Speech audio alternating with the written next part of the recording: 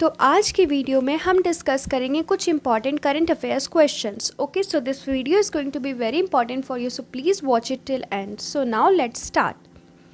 So today's first question is, according to a periodic labor force survey by the National Statistical Office NSO, unemployment rate in India rose to how much percent in January to March 2021? NSO periodic labour force survey जो कि NSO के द्वारा की गई थी, इसके according unemployment rate India में जनवरी से मार्च 2021 में कितनी बढ़ गई. So here are the options: 8.8%, 8.5%, 9.0%, 9.3%.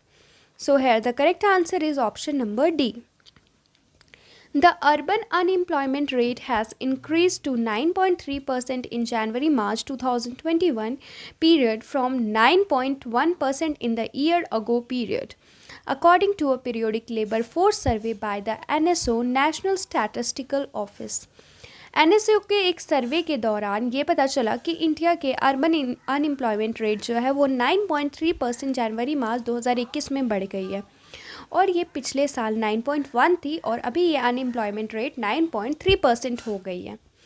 So now goes the next question, and here the next question is, as per S&P Global Ratings, what is India's GDP growth for FY22?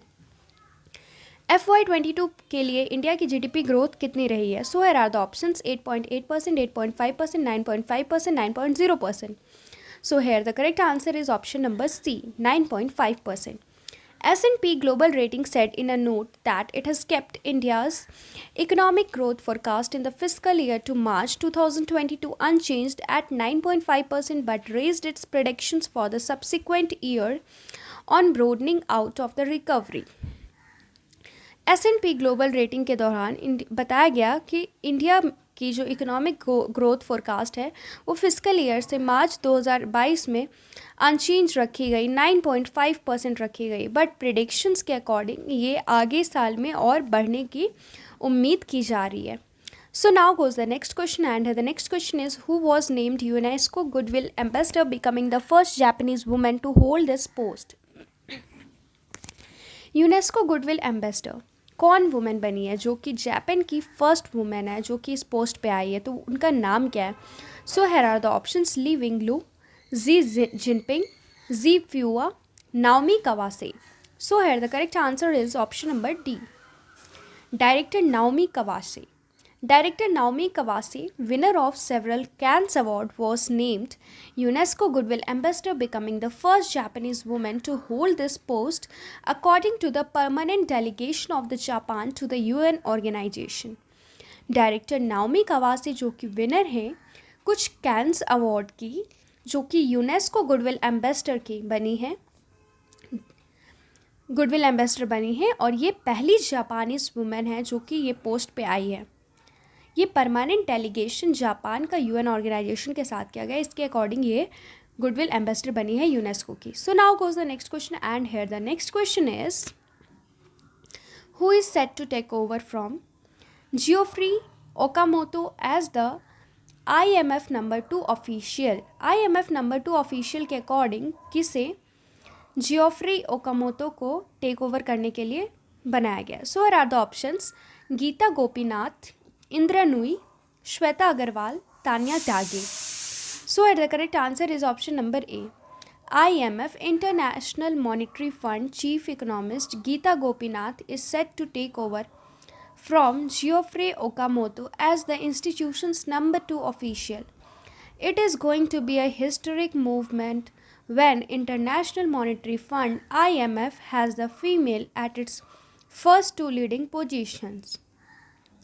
IMF international monetary fund के chief economist Gita Gopinath, उनको जियोफ्री Okamoto institution में बनाया गया है number 2 official, और ये एक historic movement होने वाला है जो कि IMF की तरफ से फीमेल को 2 लीडिंग पोजीशन पे स्टैंड करने के लिए मौका दे रहा है. So now goes the next question, and the next question is, which state police became 8th state police of India to receive president's of colour award? President's colour award receive करने वाले किस स्टेट की police है जो कि 8th state बनी है police of India जो कि रिसीव कर रही है president's colour award? So here are the options Uttarakhand, Uttar Pradesh, Madhya Pradesh, Himachal Pradesh. So here the correct answer is option number D, Himachal Pradesh. The President's Color Award ceremony was organized by Himachal Pradesh Police on the ridge where the state governor Rajendra Vishwanath Arlekar was the chief guest, accompanied by Chief Minister Jairam Thakur as a special guest. और ये कहाँ पे हो रहा है? ये event हो रहा है हिमाचल प्रदेश में. President's colour award ceremony organise किया गया है हिमाचल प्रदेश पुलिस के द्वारा, जहाँ पर state governor Rajendra Vishwanath Arlekar chief guest हैं और स्पेशल गेस्ट हैं वहाँ के chief minister Jairam Thakur. So now goes the next question, and the next question is recently OECD slashed India growth forecast to how much % for FY22? OECD ने India की growth forecast कितना % कम कर दिए FY22 में? सो here are the options 9.4%, 9.9%, 9.5%, 8.5%. So here the correct answer is 9.4%. The Organization for Economic Cooperation and Development pared its growth forecast for India from 9.7% estimated earlier to 9.4% for this fiscal, even as it is maintained that the ongoing economic recovery is gaining traction supported by the progress in vaccination, which is boosting consumer sentiment.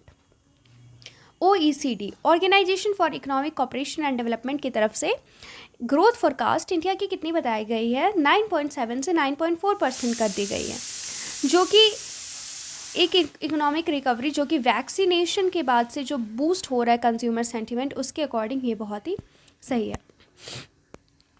So now goes the next question, and the next question is which Indian American has been jointly selected for the inaugural $5,000 Cyprian Foyce Prize for the highly original work in operator theory by the American Mathematical Society? So options are Ajit Ahuja, Virendra Sharma, Abhay Singh, Nikhil Srivastav. So here the correct answer is option number D, Nikhil Srivastav. Eminent Indian American mathematician Nikhil Srivastav has been jointly selected for the inaugural $5,000 Cyprian Foyce Prize for the highly original work in operator theory by the American Mathematical Society.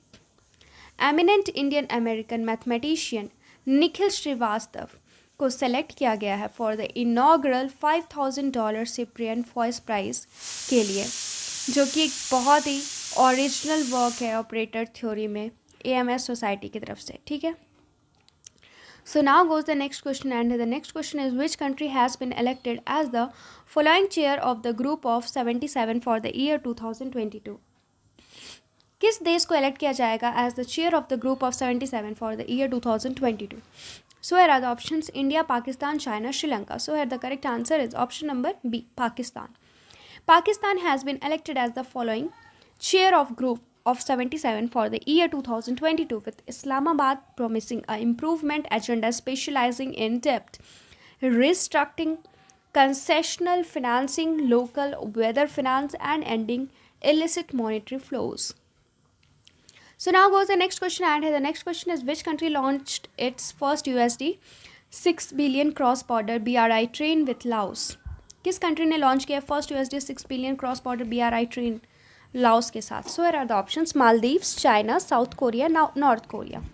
So here the correct answer is option number B, China. China launch the first USD 6 billion cross-border train of its multi-billion dollar Belt and Road Initiative from Laos, which Beijing says will help the small and only landlocked country in Southeast Asia turn into a land-linked hub, boost regional connectivity and supply chain resilience.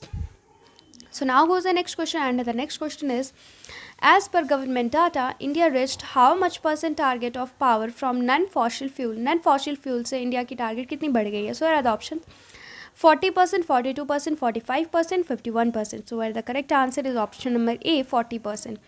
In line with Prime Minister Narendra Modi's announcement to achieve 500 GW of installed electricity capacity from non-fossil fuel sources by 2030 at COP26 climate conference, the government said it has already achieved 40% of the target.